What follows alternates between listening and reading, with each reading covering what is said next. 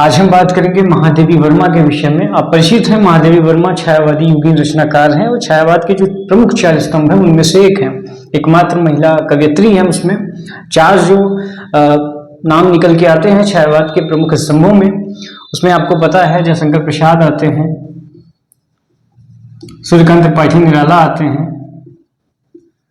और सुमित्रा नंदन पंत आते हैं। चौथे स्तंभ के तौर पे महादेवी वर्मा जी आती हैं।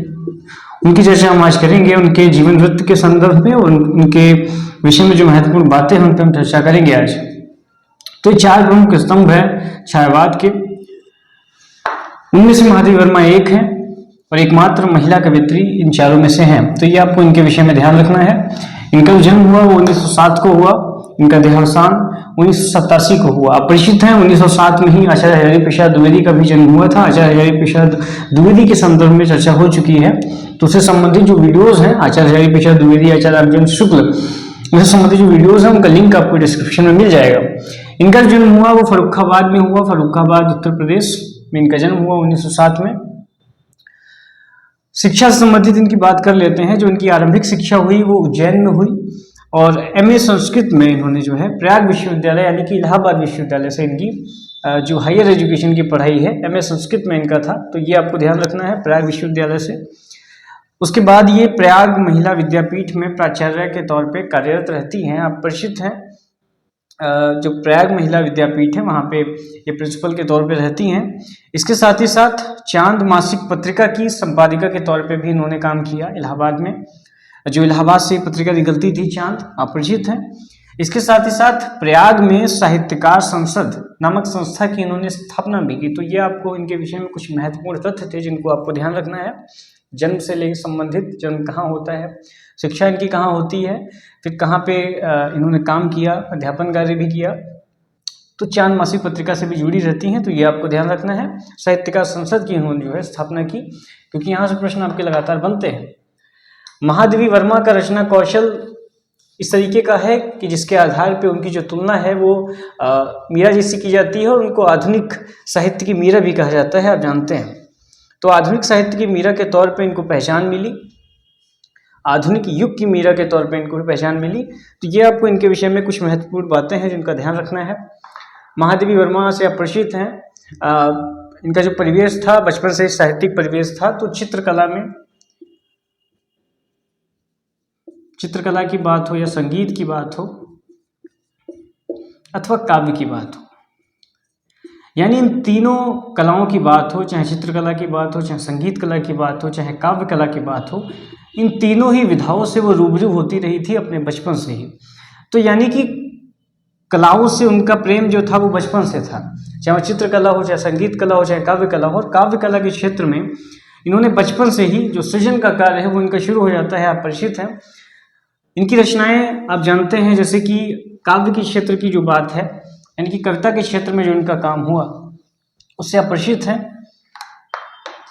इनके एक और महत्वपूर्ण बात यहाँ पे ध्यान रखने की ज़रूरत है, उसके बाद हम इनकी रचनाओं पे बात करेंगे।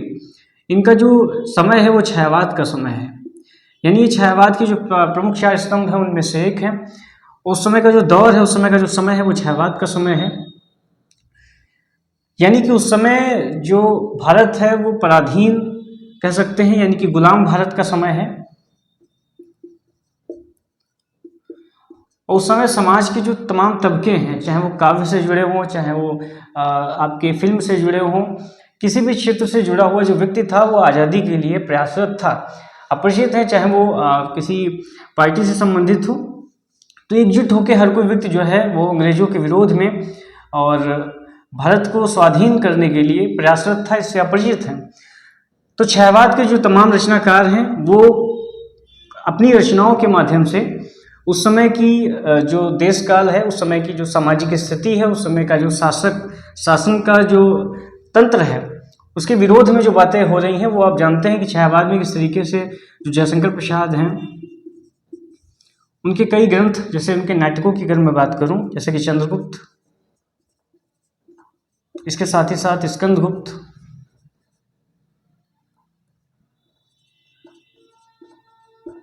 ऐसे इन नाटकों के अंदर इन्होंने जो चरित्र लिया वो ऐतिहासिक लिया, यानी जो करेक्टर्स लिए, यानी कि चंद्रगुप्त मौर्य की यहाँ पे उन्होंने चर्चा की, जो कि मौर्यकालीन शासक हैं, जैसा कि आप परिचित हैं। तो करेक्टर यानी कि चरित्र तो इनका जो है वो प्राचीन भारत का है, लेकिन जो बात वो कह रहे हैं वो उस समय की सामयिक बात कह रहे हैं, यानी कि उस समय की कंटेम्परेरी जो स्थितियां हैं, उस समय की समकालीन जो स्थितियां हैं उसके विषय में वो उसका जो मूल विषय है वो उसके अंदर समकालीन विषय है, यानी कि पुरानी कथा के माध्यम से, पुरानी चरित्रों के माध्यम से जो आधुनिक और जो कंटेम्परेरी समस्या है उसको दिखाने का यहाँ पे प्रयास भी किया है, साथ में समाज को जगाने का भी काम अपनी रचनाओं के माध्यम से रचनाकार कर रहे थे। छायावाद में भी, जैसा कि आप जानते हैं, छायावाद के पहले द्विवेदी युग, जो कि महावीर प्रसाद द्विवेदी के नाम पे पड़ा, उसके पहले भारतेंदु युग, जो भारतेंदु हरिश्चंद्र के नाम पे पड़ा। उस समय से ही जो प्रयास थे वो शुरू हो गए थे साहित्य की तरफ से।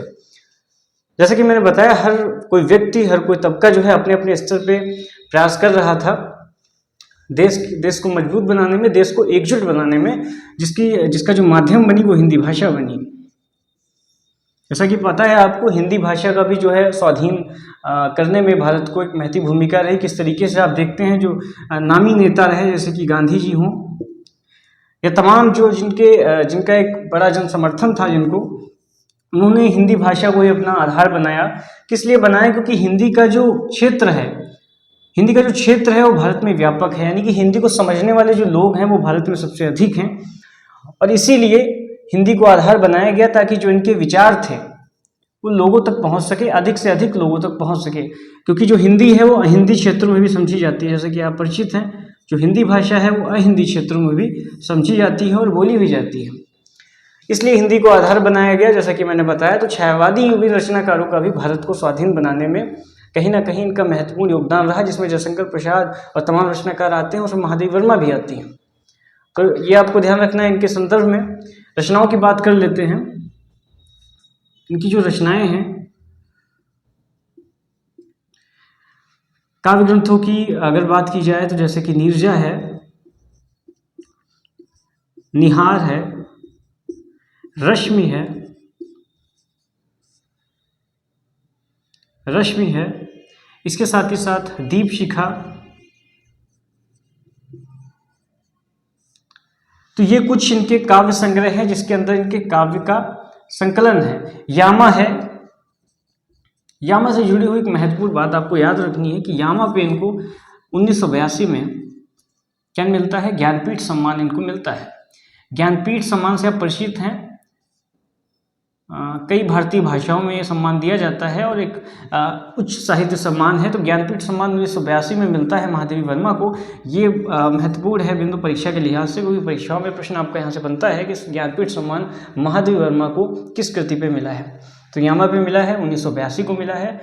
नीरजा, निहार, रश्मि, दीप शिखा, ये अन्य काव्य ग्रंथ है जिनको आपको ध्यान रखना है। परीक्षा में यहाँ से आप प्रश्न जो है वो आपके बनते हैं। तो महादेवी वर्मा से संबंधित ये बात आपको ध्यान रखनी है। ज्ञानपीठ सम्मान भी ध्यान रखना है। आपको पता है जो पहला ज्ञानपीठ सम्मान मिला वो पंत जी को मिला, जो कि छायावादी युगीन रचनाकार ही हैं। किस ग्रंथ को लेकर मिला? चिदम्बरा पे मिला इनको। ये आपको ध्यान रखना है। चिदम्बरा काव्य संग्रह पे पंत जी को जो है पहला ज्ञानपीठ सम्मान मिलता है, ये आपको ध्यान रखना है। यामा पे 1982 में महादेवी वर्मा को मिलता है। तो ये तमाम चीज़ें आपको इनके विषय में ध्यान रखनी है। तो ये इनकी रचनाएं हैं जो कि काव्य से संबंधित हैं। इसके साथ ही साथ जैसा कि आपको पता है कि इन्होंने रेखाचित्र विधा हो चाहे संस्मरण की विधा हो, हर विधा में इन्होंने लेखन का प्रयास भी किया है और अच्छा लिखा भी है। इस तरीके से आप जानते हैं कि रेखाचित्र की जब बात आती है तो उसमें अतीत के चलचित्र, ये भी ग्रंथ आपके परीक्षाओं में लगातार देखने को मिलते हैं। अतीत के चलचित्र में इनके रेखाचित्र से संबंधित जो है चीज़ें आपको देखने को मिलेंगी, तो ये आपको ध्यान रखना है। इसके साथ ही साथ एक छड़दा निबंध से संबंधित अगर बात की जाए, क्योंकि परीक्षाओं में लगातार जहाँ से प्रश्न बनते हैं मैं उनकी चर्चा कर रहा हूँ। जैसे कि छड़दा है, इनका निबंध से संबंधित ग्रंथ है, तो ये आपको ध्यान रखना है। परीक्षा में यहाँ से प्रश्न आपका बन जाता है। किससे संबंधित है? तो महादेवी वर्मा से संबंधित है। महादेवी वर्मा से संबंधित रचनाएं आपको ध्यान रखनी है।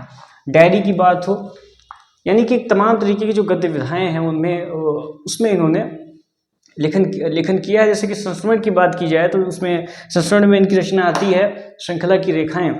तो ये इनकी तमाम चीज़ें थी जो आपको ध्यान रखनी है परीक्षा के दृष्टिकोण से। यामा आपको ध्यान रखनी है 1982 ज्ञानपीठ, यानी कि यामा पे इनको 1982 में ज्ञानपीठ सम्मान मिलता है। तो ये आपको ध्यान रखना है। जैसा कि आप परिचित हैं, पद्म भूषण की बात हो अथवा पद्म विभूषण की बात हो, इन दोनों ही सम्मानों से विभूषित हैं महादेवी वर्मा जी।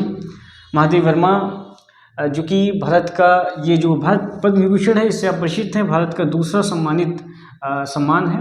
तो इससे इनसे भी आप विभूषित हैं महादेवी वर्मा जी। तो ये तमाम चीज़ें आपको इनके विषय में ध्यान रखनी है महादेवी वर्मा से संबंधित। महादेवी वर्मा का जो संबंध था वो पंत निराला और प्रसाद से भाई के जैसा था। वो लोग रक्षाबंधन में महादेवी वर्मा से राखी बंधवाने भी आते थे। ये इनके संबंध में जो है एक जनश्रुति है, इनके बारे में बात निकल के आती है। महादेवी वर्मा से परिचित हैं पशु प्रेमी के तौर पे, पक्षी प्रेमी के तौर पे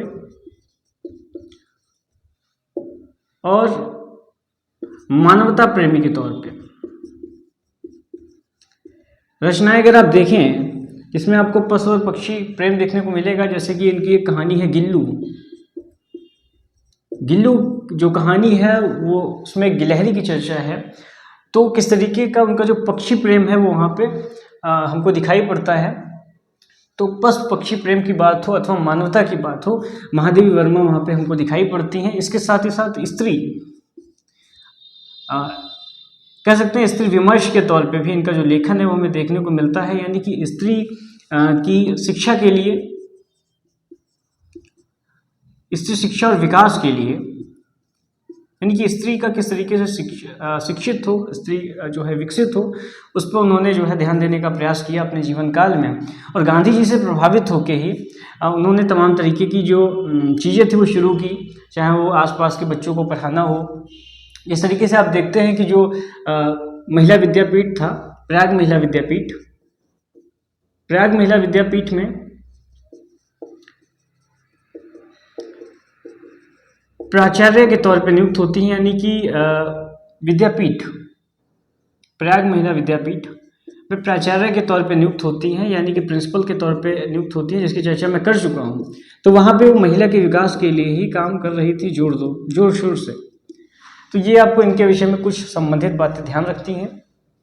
पशु पक्षी प्रेम, तो ये जब आप किसी रचनाकार के संबंध में परीक्षाओं में आपके प्रश्न बनते हैं तो आपके इस तरीके से ही बनते हैं कि किस रचनाकार के अंदर जो है पशु पक्षी प्रेम जो है हमको दिखाई पड़ता है अधिक मात्रा में। तो आपके एमसीक्यूज वगैरह इस तरीके से बन जाते हैं।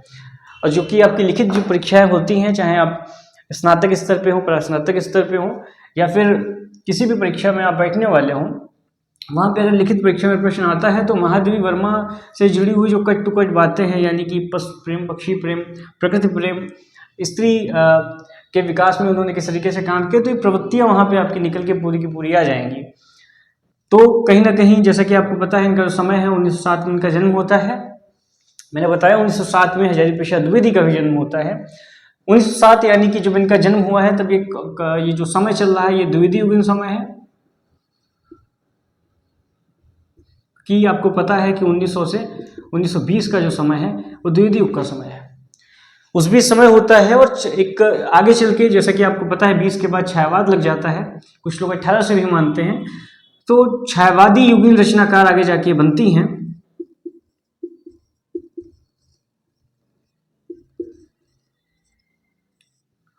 और कहीं ना कहीं द्विवेदी युगीन और छायावादी युगीन अगर प्रवृत्तियों की बात हो तो जो छायावादी युगीन प्रवृत्तियां हैं उसमें प्रकृति कहीं ना कहीं अलग तौर पे हमको दिखाई पड़ती है। लेकिन जो भारतीय स्वाधीनता संग्राम में जिस तरीके से द्विवेदी युगीन समय में हमको चीज़ें दिखाई पड़ती हैं उससे बेहतर तौर पे, यानी कि उससे और ज़्यादा प्रभावित तौर पे हमको छायावादी युगीन समय में दिखाई पड़ती हैं।